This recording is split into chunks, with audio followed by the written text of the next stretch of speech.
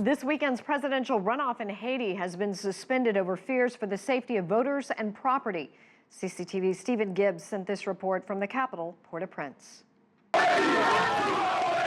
It's a volatile, uncertain situation here. After days of protests against this vote, elections have been called off. But now there's no clear plan as to what happens next. The president, Michel Martelly, is bound by the constitution to leave office in 2 weeks' time.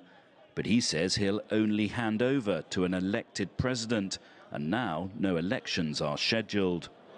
The controversy centres on the first round of this vote, which took place in October. There were 54 candidates for president and widespread allegations of fraud, including bought votes and people voting multiple times. One of the two candidates who went through to the final round, Jude Celestin, said the irregularities were so great that he wouldn't participate in the runoff. I won't be part of this farce. If it's a farce, it won't be an election. It will be a selection because there will be only one candidate. And so it will be a referendum, which is forbidden by our constitution. The front-runner, banana farmer Jovenel Moïse, he's the hand-picked successor of Martelly, was looking like the sole candidate. But with protests across the country, several polling stations were burnt down, and there have been reports of election officials being robbed at gunpoint.